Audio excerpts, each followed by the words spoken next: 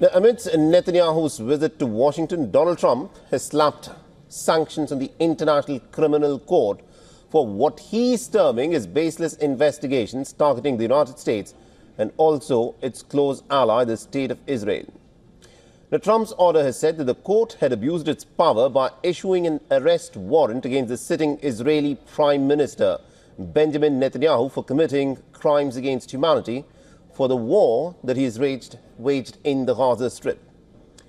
Now, Donald Trump has ordered asset freezes and travel bans against the ICC officials, employees and their family members, along with anyone helping the court's investigations. Now, the sanctions have come as a show of support for Netanyahu's visit to the White House. Netanyahu has said that his meeting with Trump was a turning point for Israel's future. Detailing his talks with US officials, Netanyahu has claimed that Donald Trump's plan to take over the Gaza Strip by the Americans, to expel the Palestinian population completely from the enclave, is worth listening to. This is what Netanyahu says.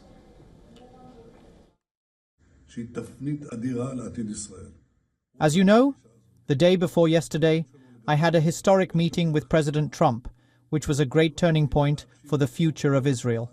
At this meeting, he also brought up his idea about Gaza for the day after Hamas, and I think it is worth listening very well to this idea, which is the first original idea to be raised in years.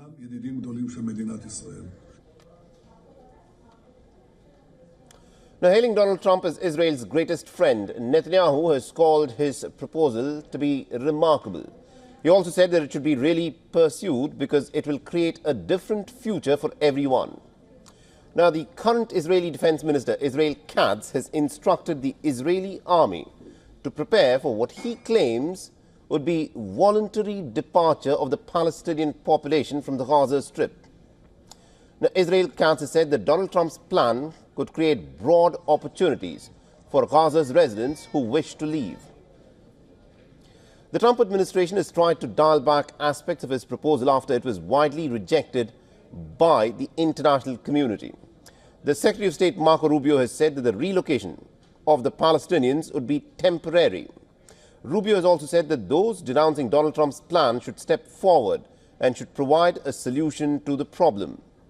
Now, Trump has ruled out setting American troops to the territory, but has doubled down on his proposal. Because remember, he had initially said that American troops could be in Gaza, but that, of course, was later retracted. And now Donald Trump has written on his Truth Social media network that Gaza would be turned over to the United States by the State of Israel at the conclusion of the fighting, and no soldiers by the United States would be needed. So as the United States and Israel continue to propose their terms to end the war, the families of the Israeli hostages who are held captive in the Gaza Strip have urged the two governments to implement every phase of the ceasefire with Hamas to ensure the release of all hostages. President Trump, we rely on you to bring my brother and all of the hostages back home, those still living and those who have fallen.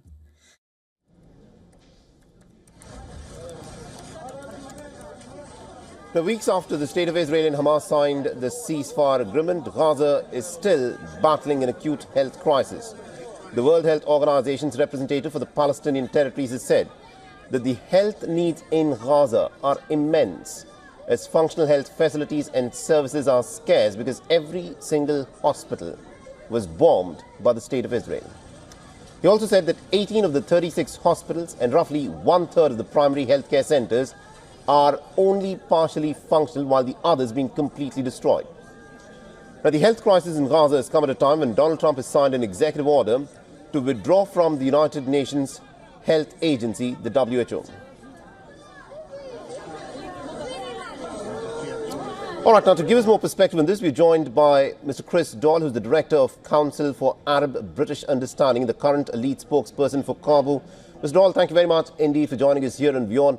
Now, in your assessment, the fact that Donald Trump has gone ahead and sanctioned the International Criminal Court for having issued an arrest warrant against Netanyahu for committing war crimes in the Gaza Strip, What does it mean for international institutions such as the ICC?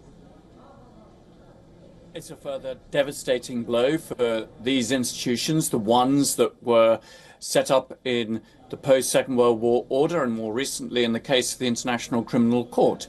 It is a blow for those of us who believe that international law should be the cornerstone of how interstate relations are governed. If you don't have international law, if you want to cast it aside, you will have the law of the jungle. And I think you also have to add into the mix the threats of Donald Trump to seize for the United States Greenland, to get Canada to join as a state, and Panama. And now, extraordinarily, perhaps one of his most bizarre proposals is that the United States somehow takes over Gaza. It's bizarre not just because why would the United States be permitted to grab a piece of territory in a completely different continent, but also because it's actually very much sort of against the typical sort of proposals that Trump himself makes. He wants to get out of the Middle East. He wants to make sure that US forces aren't committed there. And yet he wants to get the US involved in this one of the most contested conflicts of all. So, you know, he's not even been in office for a month, but he's certainly shaking things up. He has unnerved, I think, allies and enemies alike, and people are really not quite sure what's going to happen next.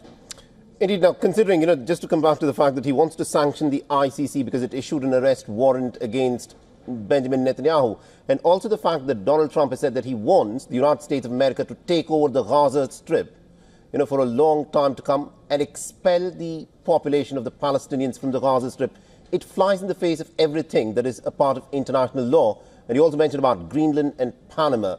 Does it mean that we're looking at Donald Trump, who is effectively putting an end to the world order that came into existence in the aftermath of the Second World War, and here on, going forward, it is going to be Trump's my way or the highway kind of a law? Well, I think we should be clear that it's not only Donald Trump, that the system of international law has been eroded for some time now. We saw this in terms of the Russian invasion of Ukraine. We've seen this in the way that Israel, of course, a major ally of the United States, has ignored international law for a long time. But having Donald Trump just go that several steps further certainly makes it very hard for those states who do support it, who do value it, to actually hold on to it. So it is, if not a death blow to the role of international law, a very devastating blow.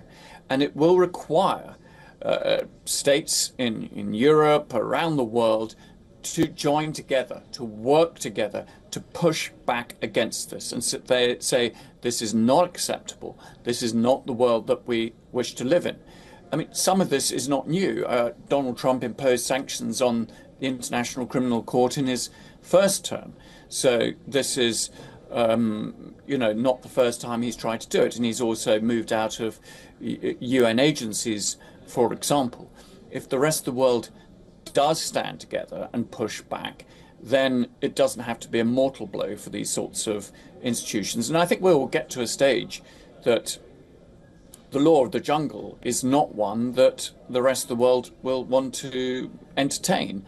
I think that has very, very serious consequences. So the question is, how does everybody else respond to this from Donald Trump? How do they actually work together? Indeed. Thank you very much, Mr. Chris Doyle, for joining us and getting us that perspective there.